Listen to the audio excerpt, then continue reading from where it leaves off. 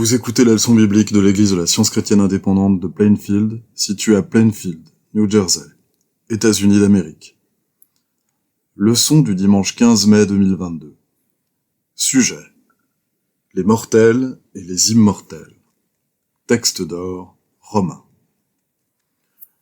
Le don gratuit de Dieu, c'est la vie éternelle en Jésus-Christ, notre Seigneur.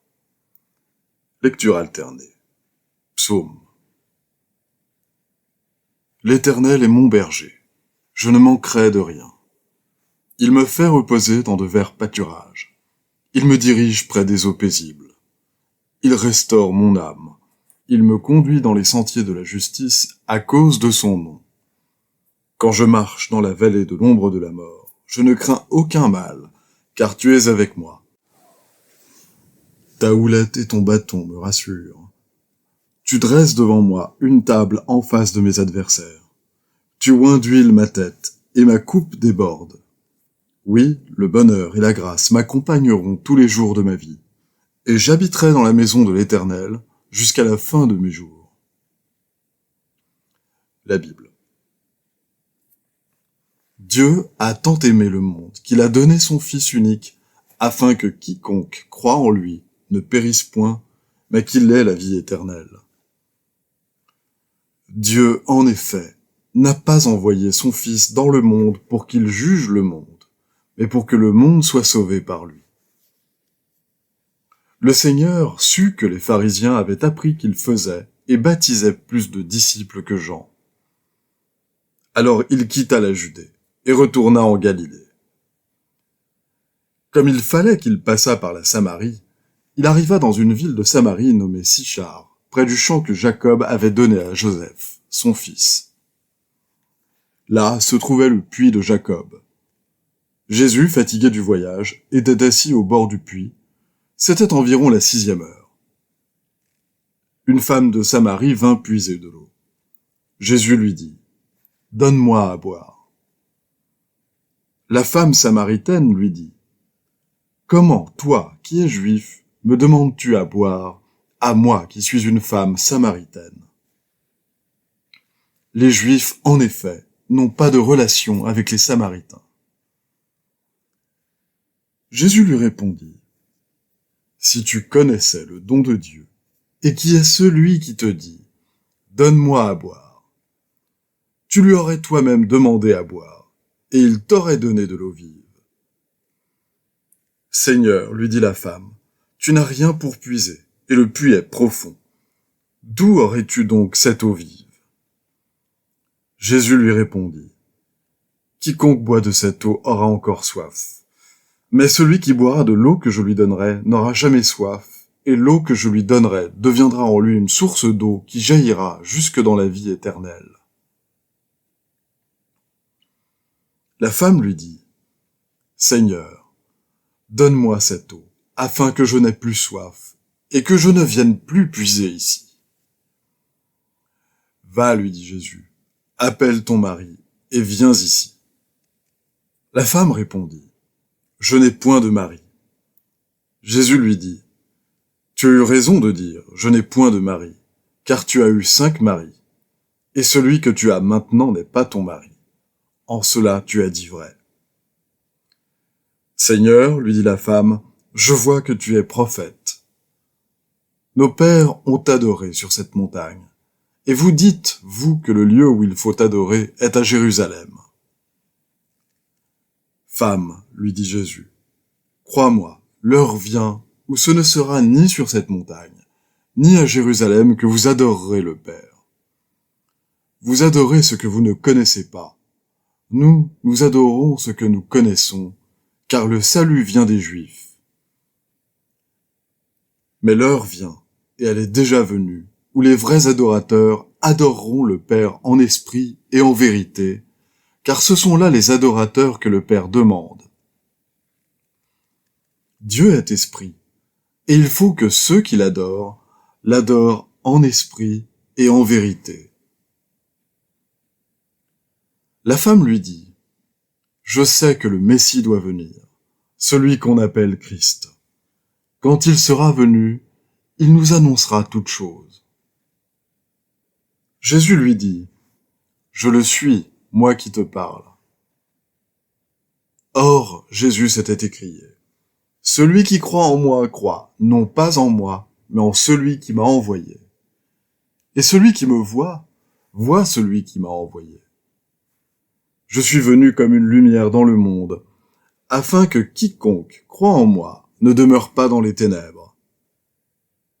Si quelqu'un entend mes paroles et ne les garde point, ce n'est pas moi qui le juge, car je suis venu non pour juger le monde, mais pour sauver le monde. Celui qui me rejette et qui ne reçoit pas mes paroles à son juge, la parole que j'ai annoncée, c'est elle qui le jugera au dernier jour. Car je n'ai point parlé de moi-même, mais le Père qui m'a envoyé m'a prescrit lui-même ce que je dois dire et annoncer. Et je sais que son commandement est la vie éternelle. C'est pourquoi les choses que je les dis comme le Père me les a dites. Paul, apôtre de Jésus-Christ, par ordre de Dieu notre Sauveur.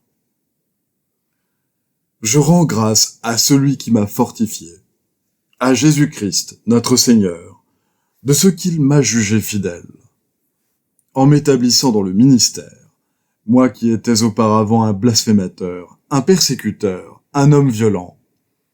Mais j'ai obtenu miséricorde, parce que j'agissais par ignorance, dans l'incrédulité. Et la grâce de notre Seigneur a surabondé, avec la foi et la charité qui est en Jésus-Christ.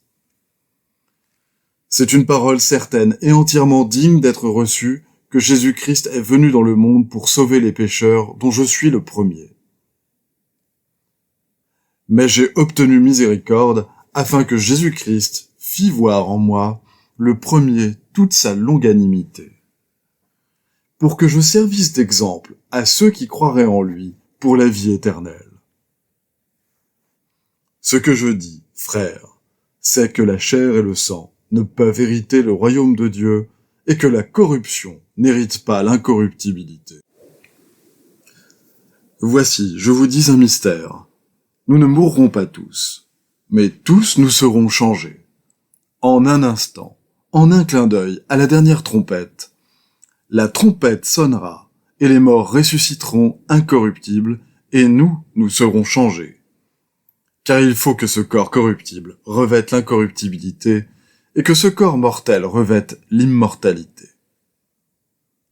Lorsque ce corps corruptible aura revêtu l'incorruptibilité, et que ce corps mortel aura revêtu l'immortalité, alors s'accomplira la parole qui est écrite. La mort a été engloutie dans la victoire. Ô mort, où est ta victoire? Ô mort, où est ton aiguillon? L'aiguillon de la mort, c'est le péché, et la puissance du péché, c'est la loi. Mais grâce soit rendue à Dieu, qui nous donne la victoire par notre Seigneur Jésus-Christ. Je vais maintenant lire les passages corrélatifs tirés du livre d'études de la science chrétienne, Science et santé, avec la clé des Écritures de Mary Baker Eddy. En science chrétienne, l'homme véritable est gouverné par Dieu, par le bien, non par le mal.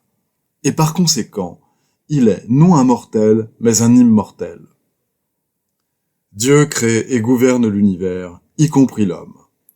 L'univers est rempli d'idées spirituelles que Dieu développe, et elles obéissent à l'entendement qui les crée. L'entendement mortel voudrait rendre matériel ce qui est spirituel, et ensuite recouvrer le moi originel de l'homme afin d'échapper à la mortalité de cette erreur. Les mortels ne sont pas comme les immortels, créés à la propre image de Dieu. Mais l'esprit infini étant tout, la conscience mortelle cédera finalement aux faits scientifiques et disparaîtra, et le vrai sens de l'être, parfait et à jamais intact, apparaîtra. La naissance, la croissance, la maturité et la décomposition humaine ressemblent à l'herbe qui sort du sol en brun vert pour se flétrir ensuite et retourner à son néant primitif. Cette apparence mortelle est temporelle, elles ne se font jamais dans l'être immortel, mais disparaît finalement, et l'on s'aperçoit que l'homme immortel, spirituel et éternel est l'homme réel. Les mortels sont les contrefaçons des immortels. Ce sont les enfants du malin, de l'unique mal, qui déclare que l'homme commence dans la poussière ou comme embryon matériel. En science divine, Dieu et l'homme réel sont inséparables en tant que principe divin et idée divine. Donc l'homme n'est ni mortel ni matériel. Les mortels disparaîtront et les immortels ou enfants de Dieu apparaîtront comme les seules et éternelles vérités de l'homme. Les mortels ne sont pas les enfants déchus de Dieu. Ils n'ont jamais eu un état d'être parfait qui puisse par la suite être retrouvé. Dès le commencement de l'histoire mortelle, ils furent conçus dans le péché et enfantés dans l'iniquité. La mortalité est finalement engloutie dans l'immortalité. Le péché, la maladie et la mort doivent disparaître pour faire place aux faits qui appartiennent à l'homme immortel. Jésus dit en parlant des enfants de Dieu, non des enfants des hommes. Le royaume de Dieu est au-dedans de vous. C'est-à-dire, la vérité et l'amour règnent dans l'homme réel, ce qui montre que l'homme, à l'image de Dieu, n'est pas déchu et qu'il est éternel. Le progrès naît de l'expérience. C'est la maturation de l'homme mortel par laquelle il abandonne le mortel pour l'immortel. Soit ici-bas, soit dans l'au-delà, la souffrance ou la science devra détruire toute illusion concernant la vie et l'entendement et régénérer le sens matériel et le moi matériel. Il faut se dépouiller du vieil homme avec ses œuvres. Ce qui est sensuel ou peccable n'est pas immortel. La mort d'un faux sens matériel et du péché, non la mort de la matière organique, est ce qui révèle l'homme et la vie harmonieux, réel et éternel. L'aiguillon de la mort, c'est le péché, et la puissance du péché, c'est la loi de la croyance mortelle, en guerre avec les faits de la vie immortelle, voire avec la loi spirituelle qui dit au sépulcre, où est ta victoire? Mais lorsque ce corps corruptible aura revêtu l'incorruptibilité et que ce corps mortel aura revêtu l'immortalité, alors s'accomplira la parole qui est écrite. La mort a été engloutie dans la victoire. Il faut mettre en lumière le grand fait spirituel que l'homme est, non pas sera, parfait et immortel. Nous devons être pour toujours conscients de l'existence et tôt ou tard, par le Christ et la science chrétienne, nous devrons maîtriser le péché et la mort. L'évidence de l'immortalité de l'homme deviendra plus apparente à mesure que l'on renoncera aux croyances matérielles et que l'on admettra les faits immortels de l'être. La vie est éternelle. Nous devrions reconnaître ce fait et en commencer la démonstration. La vie et la bonté sont immortelles. Modelons alors nos vues concernant l'existence sur la beauté, la fraîcheur et la continuité, plutôt que sur la vieillesse et la décrépitude. La beauté, de même que la vérité, est éternelle. Mais la beauté des choses matérielles passe, éphémère et fugitive comme la croyance mortelle. L'immortalité, exempte de vieillesse ou de décrépitude, a une gloire qui lui est propre, la splendeur de l'âme. Les hommes et les femmes immortels sont des modèles de sens spirituel, façonnés par l'entendement parfait et reflétant ces conceptions plus hautes de beauté qui surpassent tout sens matériel. La joie, exempte de péché, la parfaite harmonie et l'immortalité de la vie, possédant la beauté et la bonté divine illimitée, sans aucune douleur ni aucun plaisir corporel, constitue le seul homme véritable et indestructible dont l'être est spirituel. Cet état d'existence est scientifique et intact, perfection que seuls discernent ceux qui ont la compréhension finale du Christ dans la science divine. La mort ne saurait jamais hâter cet état d'existence, car il faut que la mort soit vaincue, non subie, avant que l'immortalité paraisse. Lorsque l'illusion de la maladie ou du péché vous tente, attachez-vous fermement à Dieu et à son idée. Que rien hormis sa ressemblance ne demeure dans votre pensée. Que ni la crainte ni le doute n'obscurcissent votre sens lumineux et votre calme confiance que la recognition de la vie harmonieuse, comme l'est éternellement la vie, peut détruire tout sens douloureux de ce qui n'est pas la vie, ou toute croyance en ce qu'elle n'est pas. Que la science chrétienne, au lieu du sens corporel, soutienne votre compréhension de l'être, et cette compréhension substituera la vérité à l'erreur, remplacera la mortalité par l'immortalité, et réduira au silence la discordance par l'harmonie. La science révèle les glorieuses possibilités de l'homme immortel, jamais limité par les sens mortels. Je vais maintenant lire les devoirs quotidiens de Mary Baker Eddy. Prière quotidienne. Il sera du devoir de tout membre de cette Église de prier chaque jour. Que ton règne vienne, que le règne de la vérité, de la vie et de l'amour divin soit établi en moi, et élimine de moi tout péché. Et puisse ta parole enrichir les affections de toute l'humanité et la gouverner. Règles pour les mobiles et les actes. Ni l'animosité, ni un attachement purement personnel ne doivent déterminer les mobiles ou les actes des membres de l'Église mère.